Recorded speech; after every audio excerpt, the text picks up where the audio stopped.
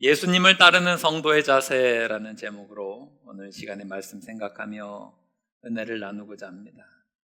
많은 분들이 교회를 다니시면서 목사님 신앙생활하기 참 어려워요.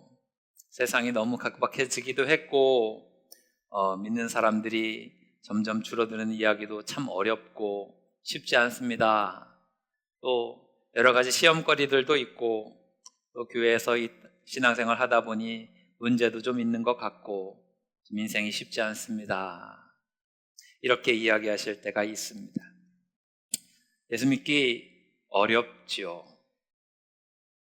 저는 오늘 이 시간에 말씀을 통해서 이 믿음으로 살기 어려운 이 시대에 우리는 믿음의 사람으로서 어떻게 주를 섬기고 어떻게 교회를 섬기고 어떻게 주를 따라야 하는지를 생각하며 은혜를 나누고자 합니다. 오늘 본문 말씀은 마태복음 8장 전체에서 치유의 스토리가 나오고 기적의 이야기가 나오는데 그 중간에 딱 들어가 있는 말씀입니다. 오늘 본문 말씀 이전에 기적의 이야기가 3가지가 나오고요. 오늘 본문 말씀 또 지나가면 또 2가지 기적의 이야기가 나옵니다. 4절까지 말씀을 보게 되면 나병 환자가 고침받는 이야기가 나와요. 또 오늘 말씀 또 이전에 13절까지의 말씀을 보게 되면 백부장의 하인이 고침받는 기적의 역사가 나옵니다. 또 오늘 본문 말씀 이전에 또 14절부터 17절까지 말씀을 보게 되면 베드로의 장모가 고침받고 귀신 들린 자가 낫게 되고 병든 자가 고침받는 이야기가 나와요. 놀라운 기적의 역사들이 연이어서 나옵니다. 그리고 오늘 본문 말씀 지나서 23절부터 보게 되면 바람과 바다를 잠잠케 하시는 예수님의 능력의 이야기가 나오고 또 그 뒤에는 귀신 들린 사람 2명이 고침받는 놀라운 기적의 역사가 나옵니다. 그러니까 3가지 기적, 2가지 기적 사이에 딱 오늘 본문 말씀이 들어가 있는 거예요. 그러니까 오늘 본문의 이야기를 빼게 되면 나머지는 정말 엄청난 기적이고 정말로 영광스러운 일이다라고 할 수 있겠죠. 그러니까 이런 놀라운 일들이 언제 어디서나 예수님과 함께 있음을 우리는 복음서를 통해서 보게 됩니다. 그러니까 예수님이 이러한 놀라운 일들을 행하신 것을 보고서 서기관을 비롯한 많은 사람들이 예수님을 따르겠다라고 나선 것 같아요. 그 중에서도 서기관이 예수님을 따르겠다라고 하면서 나섰습니다. 이 서기관은 사회적으로 지위가 있는 사람이죠. 가진 것도 많고 영향력도 대단하고 만약에 우리 같으면 이렇게 사람들이 따라오면 그래 특별히 서기관이 예수님 따르겠습니다 라고 했으면 잘했다 따라와라 그래 어서 와라 하면서 우리 모두가 다 좋아할 거 아닙니까? 교회 부흥한다고 인물 들어왔다고 대단한 사람 들어왔다고 하면서 엄청나게 좋아할지도 모르겠습니다. 다 받아줄지 모르겠습니다. 그런데 오늘 말씀을 보게 되면 예수님께서 우리가 생각하는 것처럼 다 받아주지 않으세요? 이상하지 않습니까? 왜 이런 사람들이 들어오는데 특별히 서기관이 들어오는데 예수님 공생의 초기를 보게 되면 갈릴리에서 베드로와 안드레와 야고보 요한 같은 제자를 부르실 때는 제자들이 따르겠다라고 나선 것도 아니에요. 예수님이 직접 가셔서 그들을 부르시고 나를 따라와라 내가 너를 사람을 낚는 어부가 되게 하겠다라고 하셨는데 정작 서기관이 예수님 따르겠다라고 발벗고 나섰는데 잘 왔다 그래 날 따라와라 라고 받아주기는커녕 예수님께서 엉뚱한 얘기하세요. 나는 머리 둘 곳도 없다 그런 얘기 하시는 거거든요. 혹시 이 사람이 예수님이 별로 좋아하지 않는 부류인 서기관이라서 그럴까? 그런 것도 아닌 것 같아요. 예수님은 항상 영혼들을 찾으시니까 특별히 서기관이라 특별히 바리새인이라 예수님이 차별 두시지는 않은 것 같아요. 예수님이 말씀을 또 허투루 하시는 분도 아니시죠. 성경에 예수님의 말씀이 기록되어 있는 것은 다 그만한 이유가 있으니까 그런 것이고 여러분이 가지고 있는 성경책, 요즘엔 그런 성경책이 많은데 신약 성경 복음서를 보게 되면 예수님이 말씀하신 부분만 색깔을 다르게 만들어서 예수님의 말씀이 얼마나 중요한지를 강조하기도 한단 말이죠. 왜 그럴까? 오늘 본문 말씀의 예수님의 말씀은 예수님을 따르겠다, 내가 예수님을 믿겠다, 예수님의 제자가 되겠다라고 하는 사람들의 그 속마음을 꿰뚫어 보시는 말씀이에요.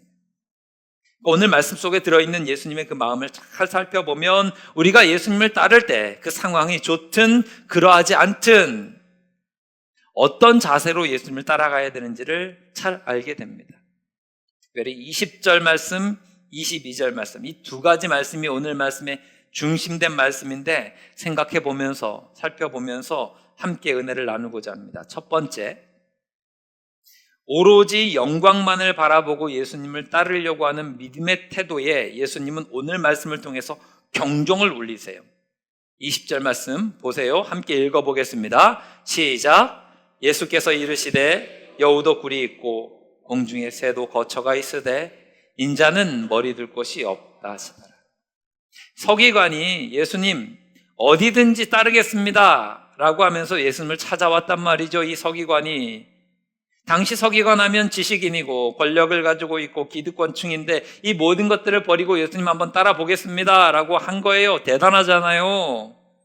그런데 예수님이 이 이야기에 이 헌신과 이 따르겠다라고 하는 믿음의 고백 위에 나는 오늘 밤 묵을 거처도 없는 확실하지 않은 신세야. 나는 몸 하나 누일 곳도 없어. 쉽게 풀어서 이야기하면 이런 겁니다. 나를 따르는 건 먹고 자고 뭐 하는 입고 하는 아주 기본적인 것들도 쉽게 해결되지 않는 고생길이야. 너가 지금 생각하는 그거보다 나를 따르고 나를 쫓고 나의 제자가 된다라고 하는 것은 어려운 일이고 고생스러운 일이니까 다시 한번 생각해봐 이 얘기예요. 어디든지 주를 따르겠습니다라고 이야기한 이 서기관의 고백에 예수님은 야 너가 생각하는 것보다 훨씬 어려울 거야. 나는 머리 둘 곳도 없다니까. 오병이어 기적만 바라보고 왔니? 아니야. 가는 길마다 힘들고 어려운 게 훨씬 많아. 먹고 마시는 일도 쉽지 않을 수 있어. 왜 예수님은 이런 말씀을 하셨을까요? 서기관의 마음을 잘 알고 계셨기 때문에 그렇습니다. 지금 이 서기관은요 기득권층이잖아요. 많은 것을 가지고 있고 많은 것을 누리고 있는 사람입니다. 그러니까 이 서기관의 생각은 이런 거예요. 예수님을 따라가면 무언가 확실한 영광을 얻을 수 있을 것 같아. 이 사람이 생각하는 영광은 세상의 영광입니다. 내가 지금 가지고 있는 것보다 훨씬 더 높은 자리로 올라갈 수 있을 것 같고 내가 추구하는 것들보다 훨씬 더 많은 것을 누릴 수 있을 것 같아요. 이미 서기관은 다 듣고 보고 하지 않았겠습니까? 예수라고 하는 저 사람이 말씀만 해도 말만 해도 병이 낫는 거예요. 그 기적의 이야기가 이미 이전에 세 가지 스토리로 나와 있지 않습니까? 만져주시면 병이 낫는 거예요. 귀신에게 명령하니까 귀신이 쫓겨나가는 거예요. 엄청난 기적을 행하더라는 거죠. 그리고 수많은 사람들이 예수님 예수님 하면서 물이 모여서 막 따릅니다. 그러면 이 예수님을 따라가면 자기도 덩달아서 그 유익을, 그 영광을 누릴 수 있지 않을까라고 하는 속마음을 가지고 있는 거예요. 그러니까 예수님이 이걸 아시고 예수님을 따르는 거기에 합당하지 않으니까 그런 믿음의 자세는 그건 믿음의 자세라고 이야기할 수도 없으니까 흔쾌히 야 그래 따라와라 라고 하시지 않은 거예요. 예수님이 처음에 공생을 시작하실 때 갈릴리에서 제자들을 부르실 때로 한번 돌아가 보세요. 그때는 왜 예수님이 직접 찾아가셔서 제자들에게 야 나를 좀 따라와라 내가 너를 사람 낚는 어부가 되게 하겠다 이렇게 말씀하셨을까요? 그때하고 지금은 상황이 완전히 달라요. 그 당시 예수님 사역의 초창기에는 예수님을 따르는 사람이 한 명도 없어요. 예수님을 환호한 사람도 한 명도 없어요. 영광이라고 이야기할 만한 어떤 것도 보이지 않아요. 그럴 때였습니다. 그때 제자들에게 예수님이 요청하는 거죠. 너의 가지고 있는 직업 버려야 돼. 집을 버려야 돼. 가족을 버려야 돼. 그리고 그 모든 것들을 다 내어버리고 나를 쫓아와. 그 제자들은요, 그때 그 당시에 예수님의 말씀만 듣고서 아무런 영광의 흔적도 없고 아무것도 없는데 예수님을 따라갔습니다. 예수님이 왜 이렇게 서기관에게 얘기하셨는지 이제는 좀 감을 잡으셨으리라 생각합니다. 예수님이 원하는 성도의 길, 믿음의 길은 무엇입니까? 복음서에서 반복적으로 계속해서 예수님의 말씀하시는 예수님을 따르는 길을 여러분 보셔야 돼요. 마태복음 16장 24절 말씀 보세요. 뭐라고 성경은 이야기합니까? 예수께서 이렇게 이야기하십니다. 누구든지 나를 따라오려거든 자기를 어떻게 해야 돼요? 부인해야 돼요. 그 다음에 뭘 져야 돼요? 자기 십자가를 져야 돼요. 그래서 나를 따라야 된대요. 똑같은 이야기를 누가복음 9장 23절에서도 합니다. 똑같이 이야기하세요. 나를 따라오려거든 나를 어떻게 해야 돼요? 부인해야 돼요. 날마다 뭘 져야 돼요? 자기 십자가를 져야 되는 거예요. 예수님을 따르는 믿음의 길, 그 제자의 길은 편안하게 영광만 누리는 게 아니라 세상 영광, 세상 욕심 따라가서 살아갔던 내 자신을 부인하고 자기 십자가를 지고 예수님을 따라가는 것, 그게 성도가 예수님을 따르는 길이에요. 성도라고 한다면, 예수님의 제자라고 한다면 당연히 이런 희생 각오해야 됩니다.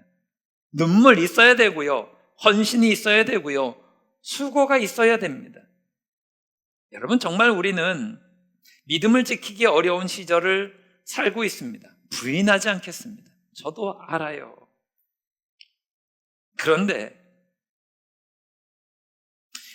우리가 지금 편안한 시대를 살아서 그렇지, 올해가 우리 대한민국 복음이 들어왔던 온 선교 140주년이거든요. 우리나라의 140년 되는 기독교 역사 속에서 예수 믿기 편안했던 시절이 과연 얼마나 됩니까? 140년 전체를 쭉 이것만 펼쳐놓아도 예수 믿기 편안하고 전도 잘 되던 시절은 그렇게 많지 않아요. 우리가 엄청난 부흥의 시기 몇십 년을 지나오다 보니까 이것이 익숙해져서 예수 믿는 것은 이래야 되는구나 라고 생각할 뿐이지, 실제로 예수 믿기 편안했던 시대가 얼마나 됩니까? 과거에 목회자가 부족했던 시절에, 목사님 없어서 예배 제대로 못 드리던 그 시절에 성도님들 일자무식해서 정말로 글도 모르고 하나님의 말씀도 모르는데 예배는 드리고자 해서 목사님을 모셔요. 그러면 목사님들은 하루에 주일날만 되면 4군데 5군데 마을을 돌아다니면서 예배를 드립니다. 예배당도 괜찮은 예배당이나 있었습니까? 교회 다니는 분들 가운데 그나마 조금 방이 여유롭게 있는 분들 사랑방에 모여서 사랑방 예배를 드리는 거예요. 예배하는 모든 분들이 성경책 다 가지고 있었습니까? 가지고 있는 사람도 얼마 되지 않아요. 성경책 비싸서. 그냥 목사님 오셔서 이렇게 예배 드리는 게 옳습니다 라고 하면 그렇게 예배 드리고 함께 말씀 나누는 게 다였습니다. 장소도 문제 아니었고요, 환경도 문제가 되지 않았습니다. 사람들의 손가락질은 당연한 겁니다. 그냥 저 사람들 모여서, 저 예수쟁이들 모여서 또 뭐 한다 하는 거지요. 예수 믿으면 동네에서 왕따 당하기 일쑤였습니다. 조금만 자기들의 심성에 맞지 않으면 교회 다니는 사람들을 향해서 비난하는 레파토리는 뻔합니다. 니들 다니는 교회에서 그렇게 가르치더냐? 교회에서 그렇게 가르치겠습니까? 그냥 하는 얘기예요. 저도 어렸을 때 이 얘기, 저 어렸을 때도 이런 얘기 많이 들었어요. 저희 아버님이 저희 가정의 믿음의 1세대시라 모든 형제분들, 다른 모든 분들이 다 예수 안 믿고 절 다니는 사람들이라 그냥 제사 안 지낸다고 핍박받고 여러 가지 일들로 어려웠는데 툭하면 꼬투리 잡아서 교회에서 그렇게 가르치더냐? 교회에서 가르칠 리가 있느냐? 니들 목사가 그렇게 가르치더냐? 아니라고요. 아무리 얘기해도 그냥 그렇게 비난합니다. 그런 시절이 있었습니다. 근데요, 여러분, 성경을 보십시오. 당연한 거예요. 요한복음 15장 18절로 19절 말씀 보십시오. 이거는 좀 읽어봅시다. 함께 읽겠습니다. 시작. 세상이 너희를 미워하면 너희보다 먼저 나를 미워한 줄을 알라. 너희가 세상에 속하였으면 세상이 자기의 것을 사랑할 것이나 너희는 세상에 속한 자가 아니요 도리어 내가 너희를 세상에서 택하였기 때문에 세상이 너희를 미워하느니라.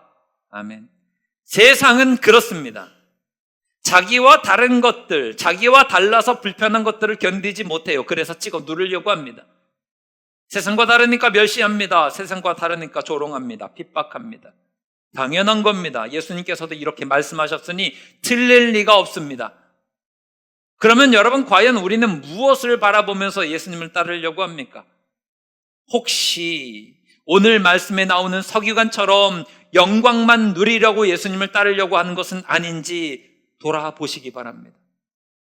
여러분, 영광만 바라보며 예수님을 따르려고 하면 금방 우리는 예수님께 등 돌릴 수 있습니다. 어떻게 알아요? 예수님이 예루살렘에 입성하실 때 수많은 예루살렘의 백성들이 종려나무 가지 흔들면서 예수님을 환영했습니다. 그들 가운데는 자기 나라의 영광을 회복하려고 하는 자기만의 욕망과 자기만의 뜻이 있어서 예수라고는 저 젊은이가 이 땅을 뒤집어 엎겠구나, 갈아엎겠구나, 썩은 종교를 무너뜨리고 우리나라를 압제하는 로마를 무너뜨리겠구나, 이런 영광을 구하며 나아갔는데 단 일주일도 안 돼서 그들은 예수님을 향해서 손가락질합니다. 예수를 십자가에 못 박으라고.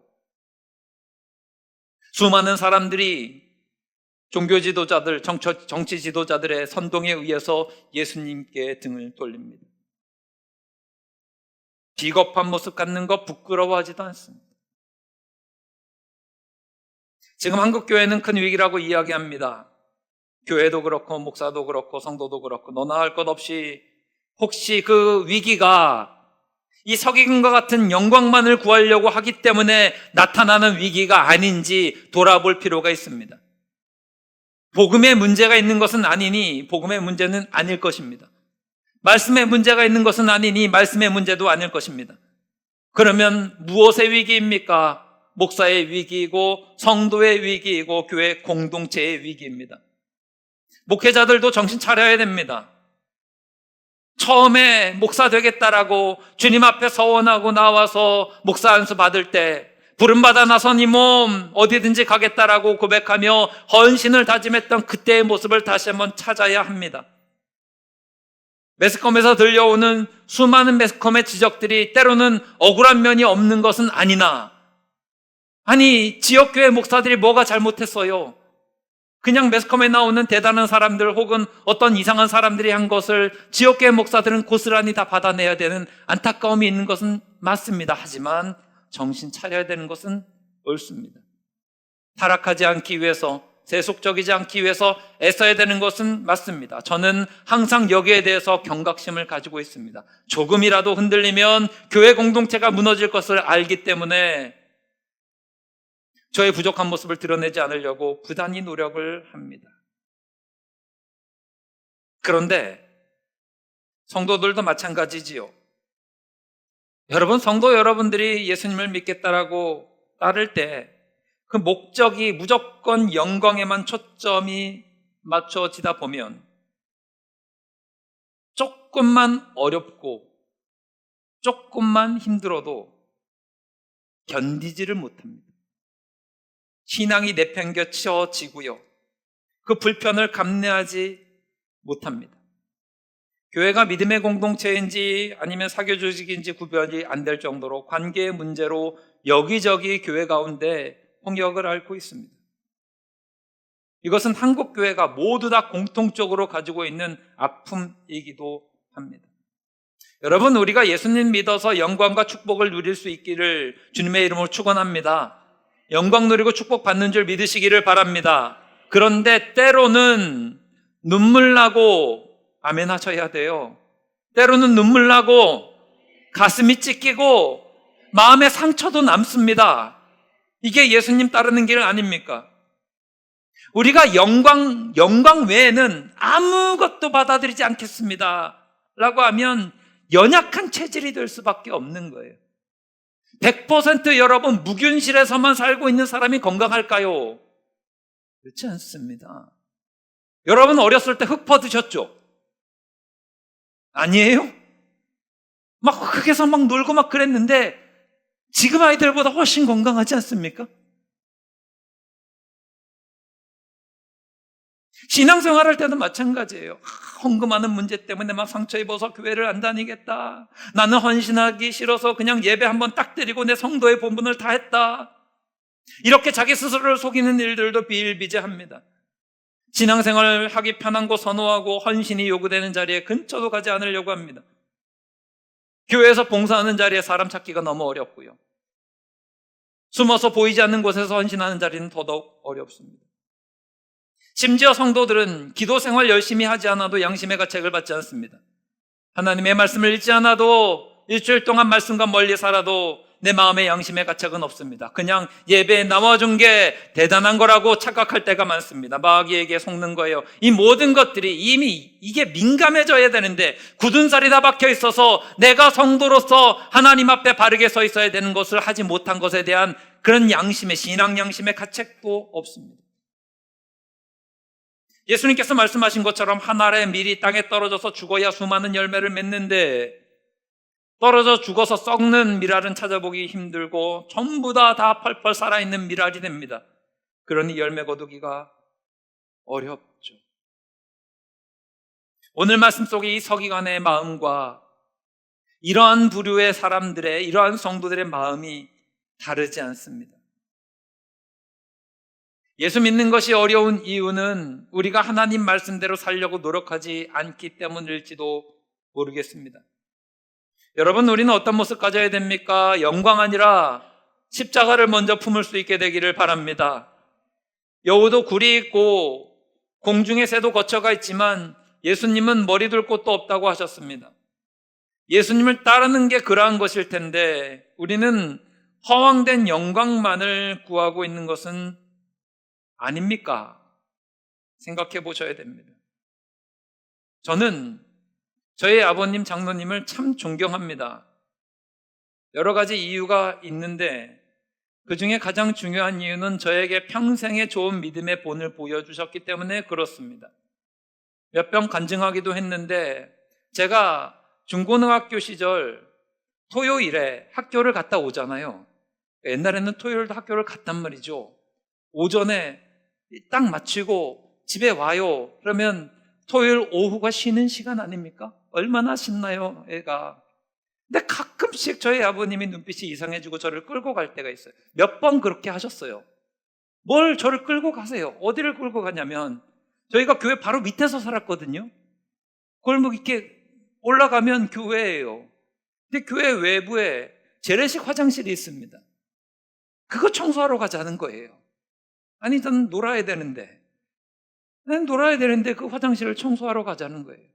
교회를 관리하시는 사찰 권사님이 계셨어요.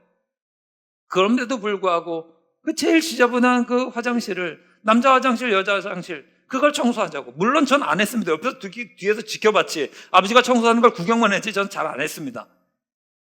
근데 그렇게 끌려가기 싫었던 걸 지금 와서 생각을 해보면 제 평생의 믿음의 그 모습 가운데 가장 강력한 각인으로 남아있는 장면 중에 하나입니다. 목회자가 되어보니 알겠더라고요. 그게 얼마나 귀한 신앙의 유산인지, 그게 얼마나 대단한 일이었는지. 그 시간에 그걸 보는 사람이 없어요. 전 그래도 속으로 내심으로는 누가 와서 내가 이걸 하면 야 대단하다 막 박수 한번 쳐줬으면 좋겠는데 아무도 없는 그 시간에 가서. 그런데 그게 얼마나 귀한 것인지 저는 압니다. 그 믿음의 유산들이 저희 가정에 면면이 흘러요. 독일의 디트리히 본회퍼 목사님이 나를 따르라 라고 하는 책에서 값싼 은혜라고 하는 설교를 하셨습니다. 이분이 이야기하는 값싼 은혜라는 것은 무엇인가 하면 희생도 없고 수고도 없고 아무 대가도 치르지 않는, 값을 치르지 않고 받는 은혜다라고 하는 말입니다. 무슨 얘기인가 하면 이 값싼 은혜를 붙들고 살아가는 사람들은 죄에서 벗어나려고 애쓰지 않는다는 거예요. 예수를 믿기는 믿어요. 근데 내가 은혜 받기를 원하고 축복받기를 원하는데 삶 속에서 있는 죄에서 벗어나려고 노력을 하지 않아요. 이거 값싼 은혜를 만드는 거예요. 주님의 은혜가 값싼 건 아니지만 값싼 은혜 만들고 있다는 거예요. 경건하게 살기를 원하는 척도 안 해요. 가책도 안 받는다는 거예요. 어차피 나는 죄성 가지고 있는 죄인이니 그냥 이건 너무나 들어서 많이 알아서 나는 죄인이니까 이렇게 살 수밖에 없으니 성숙하게 신앙생활 하려고 노력을 하지 않는다라고 하는 거예요. 나는 어차피 예수님 보혈로 구원 받았잖아요. 여러분 이건 믿으시죠? 아멘. 믿으세요? 예수님의 은혜로 보혈로 능력으로 우리는 구원 받았어요. 그러니까 이게 부흥이 무슨 소용이냐는 거예요. 어차피 구원받았으면 되니까 전도하는 게 무슨 소용인 거예요? 성숙한 믿음이 무슨 소용이냐는 거죠. 이런 영광을 구하는 자세와 보네포 목사님의 값싼 은혜는 똑같은 개념이 되는 겁니다. 요즘 말로 조금 더 쉽게 설명을 하면 이 값싼 은혜를 찾는 사람들의 심정을 이렇게 치환할 수 있는 것 같습니다. 요즘에는 성도님들이 교회를 다니거나 교회를 찾을 때 소비자의 태도로 교회를 오거나 교회를 찾습니다. 소비자로 살아가니까 제가 앞서 말했던 그런 영광만을 구하는 병폐들이 고스란히 나타나요. 옛날에는요, 교회를 이사를 하거나 어떤 연유로 인해서 교회를 정해야 될 때 이렇게 설명을 합니다. 섬길 교회를 찾습니다. 말이 얼마나 예뻐요. 내가 섬기는 교회예요. 근데 지금은 단일 교회예요. 지금은 소비자의 마인드를 가지고 교회에 가서 얻으려고 해요. 교회를 쇼핑하고 있어요. 이제는 교회를 쇼핑한다는 이야기가 낯선 언어로 들리지 않습니다. 교회에 가서 쇼핑하듯이 교회에서는 위로를 받아야 돼요. 격려를 받아야 돼요. 인정을 받아야 돼요. 뭘 또 좀 배우긴 배워야 돼요. 지식도 배우고 뭐도 배우고 뭘 배워야 돼요. 교회에 가서 인맥을 좀 쌓고 얻어야 돼요.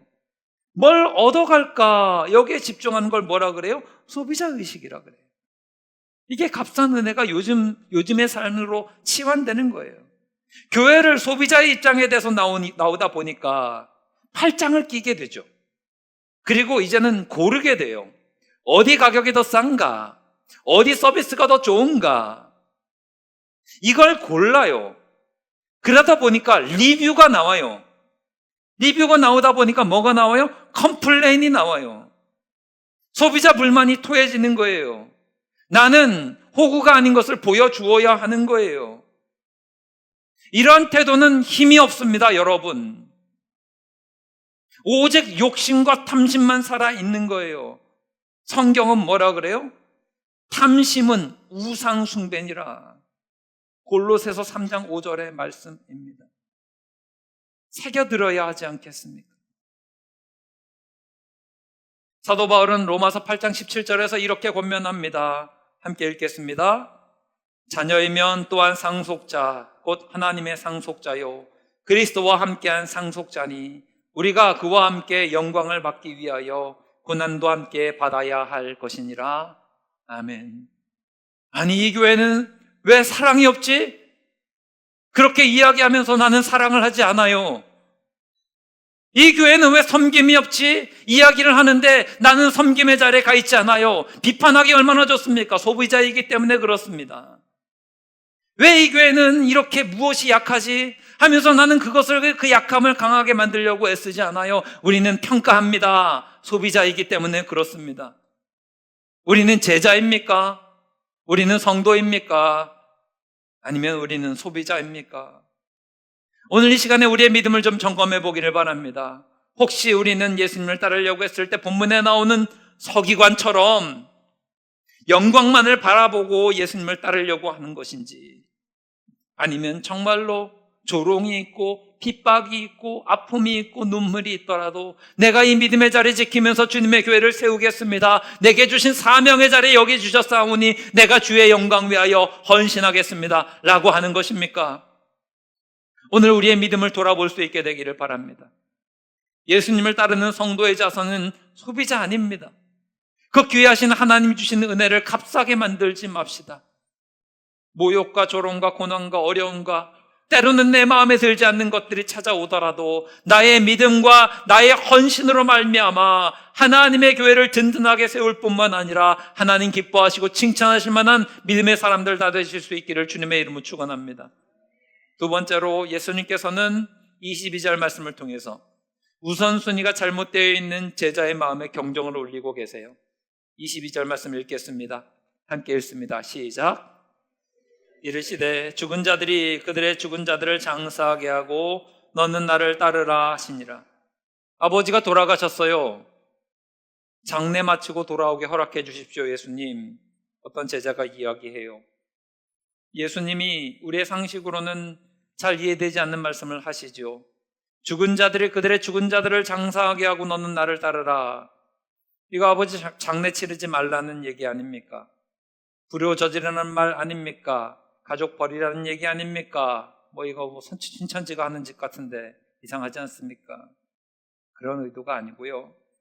예수님이 이 말을 하신 이유는 아버지 장례를 치르고 오겠다라고 하는 제자의 말 속에 다른 의미가 있는 것을 보신 거예요. 주석서에 따르면 당시 유대 지역은 아버지를 돌아가시고 장례를 치르면 아들들에게만 유산 상속이 이루어집니다.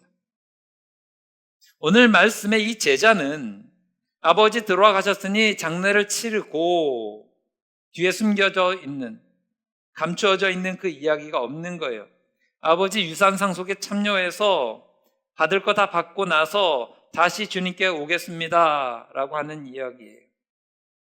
챙길 거 다 챙기고 받을 거 다 받고 내 볼 일 다 보고 나서 예수님 따르겠습니다. 말은 되게 그럴듯하고 명분이 좋죠. 아버지 장례 치르겠습니다. 속마음이 그게 아닌 것을 아시는 예수님은 일침을 놓으시는 거예요. 성도들에게도 똑같은 일침을 놓으시는 거예요. 뭐가 우선이니? 라고 하는 거예요. 성도는 우선순위가 올바르게 되어 있어야 합니다.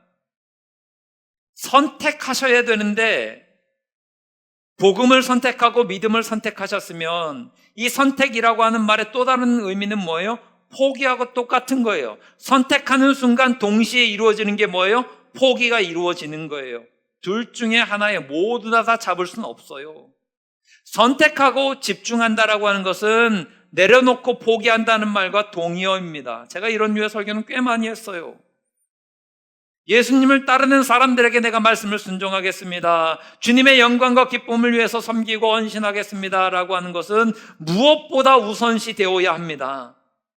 이게 우리의 믿음의 선택이니까. 그리고 우리의 믿음의 선택을 가지고 이것을 우선순위로 살아가다 보면 세상의 핍박과 조롱과 비난과 멸시 같은 어려움이 있어요. 왜냐하면 세상은 이것을 이해를 못하니까. 세상은 이 질서를 이해를 못해요. 왜 예배가 먼저냐? 굳이 그렇게 하지 않아도 되지 않아? 왜 교회가 먼저야? 굳이 꼭 그렇게 해야 돼? 왜 헌금을 하냐? 그렇게까지 해야 돼? 왜 11조를 하냐? 왜 그렇게 해야 되지? 왜 기도를 해야 돼? 왜 새벽에 일어나고 왜 그렇게 나와서 새벽 기도를 다니고 왜 금요일날 저녁에 쉬어야 되는데 교회 가서 기도한다 그러고 이 주일날 이 편안하게 좋은 시간에 가족들하고 놀지 왜 교회를 나가냐? 믿는 자들에게 생명과 같은 그 일이 믿지 않는 자들에게는 하찮은 일로 여겨져요. 부수적인 일로 여겨져요. 이유가 무엇입니까? 우선순위가 다르기 때문에 그렇습니다. 달라요. 예수 믿는 사람들은 어떻게 해야 됩니까? 바른 우선순위가 세워져서 이것에 따라서 살아가는 삶의 원리가, 말씀의 원리가 반드시 있어야 되는 것을 믿으시기를 주님의 이름으로 축원합니다. 제자니까, 주님의 성도니까 그렇게 하시는 것이 옳아요. 세상은 이해 못할지 몰라도 우리는 아니까. 여러분, 주일 성수하는 것을 목숨과 같이 여기시기를 바랍니다. 이게 우리에게 가장 우선순위예요. 우리는 항상 주님을 예배하는 자이기 때문에 그렇습니다. 주님의 교회를 세우고 헌신하는 일을 우선순위로 세우시기를 바랍니다. 이게 하나님의 마음이기 때문에 그렇습니다. 영혼 구원하는 일을 여러분의 삶의 우선순위로 세우시기를 바랍니다. 주님의 지상 명령이기 때문에 그렇습니다. 다른 일 하지 말라는 이야기가 아니라 그냥 그것만을 위해서 살라가 아니라 순서가 명확해야 된다는 말씀을 드리는 거예요. 세상은 이것을 바라보고 뭐라 그래요? 왜 이렇게 유도리 없이 살아? 왜 너만 그러니? 다른 사람 보니까 저 사람도 교회 다니는 집사라던데 그렇게 안 하는데 왜 너만 그래? 나만 좀 그러면 안 돼요? 좀 그럽시다 좀. 저 사람이 권사를 하는데 저 사람 권사인데도 그냥 대충 하는데 꼭 그래야 되니? 꼭 그래야 됩시다. 저 사람은 장로라는데 저 사람 장로도 뭐 그냥 그렇게 할 텐데 너는 왜 그러냐? 너는 장로도 아니면서. 좀 내가 그러면 안 됩니까? 저 사람은 아무개는 목사라는데 목사도 저렇게 막 살더라. 근데 너는 목사도 아니면서 왜 꼭 그렇게 목사같이 살려고 하냐? 목사가 아니지만 목사처럼 살면 안 됩니까? 그럽시다. 오늘 말씀의 제자도 마찬가지예요. 상속받지 않고 장례식 참석하지 않고 예수님을 따라갔다면 믿지 않는 사람들은 이 제자를 향해서 뭐라 그랬을까요? 미쳤다 그러겠죠. 이런 바보가 어디 있어? 유도리도 없다. 왜 그렇게 꽉 막혔냐? 예수님은 그런데 그렇게 하지 말라 그래요. 왜요? 생명이니까. 사도행전 2장을 보게 되면 성령 충만한 초대교인들을 향해서 당시의 세상 사람들이 뭐라 그래요? 세술에 취했다 그래요. 조금 더 요즘 말로 이야기하면 제정신 아니란 얘기입니다. 제정신 아니다. 근데 세상 사람들 보기에 술 취한 사람 같아 보이고 제정신이 아닌 것 같아 보이는 그 사람들, 이성이 마치 마비되어진 것 같이 보여지는 그 사람들, 자기의 기준에 맞지 않고 자기의 우선순위에 안 맞는 행동을 하는 것 보니까 술 취한 사람하고 별반 다를 거 없으니 이상하다라고 이야기하는 거예요. 그런데 그들로 말미암아 세상이 바뀌었잖아요. 그들로 말미암아 하나님의 교회의 역사들이 시작되었고, 그런 사람들로 말미암아 베드로의 설교로 하루에 3,000명씩 회개하는 놀라운 부흥의 역사가 일어나지 않았습니까? 심지어 예수를 위해서 핍박당하는 것도 마다하지 않고 손해받는 것도 마다하지 않고 온갖 모욕과 희생과 심지어 목숨까지도 아까워하지 않아요. 우리는 알잖아요. 이게 바른 모습이라는 걸. 우리는 이것이 바른 것이라는 걸 배웠잖아요. 그리고 이것이 하나님이 원하신다라는 것을 우리는 알고 있잖아요. 바라기는 우리 즐거운 가족 여러분들 모두 다가 올바른 신앙의 우선순위가 세워져서 하나님을 기쁘시게 해드리는 성도가 되시기를 바랍니다. 우리는 그렇게 가기를 원합니다. 우리 교회는 그런 성도들을 세워나가기를 원하고 예배드리는 여러분들이 그렇게 되기를 바랍니다. 말씀을 이렇게 정리하고자 합니다. 때로는 예수 믿는 게 힘들고 어렵습니다. 손해받기도 하고요, 핍박당하기도 하고 조롱당하기도 합니다. 그것이 세상 밖에서만 있는 일이 아니라 심지어 교회 안에서도 내가 핍박받고 어려움을 당한다 느낄 때도 있습니다. 상처받는 일들도 있고 어려움 당하는 일들도 있습니다. 그런데 그럼에도 불구하고 내가 그 부족함을 채우기 위해서 힘쓰고 했음으로 말미암아 하나님 앞에서 잘했다 칭찬받는 믿음의 백성 되기를 주님의 이름으로 축원합니다. 우선순위가 무엇입니까? 무엇이 내 삶에 가장 우선되는 원칙입니까? 성도이고 제자라고 하는 사실을 잊지 말고 온전히 주님이 기뻐하시는 그 일을 위해서 힘쓸 수 있는 우리 모두가 되기를 주님의 이름으로 축원합니다.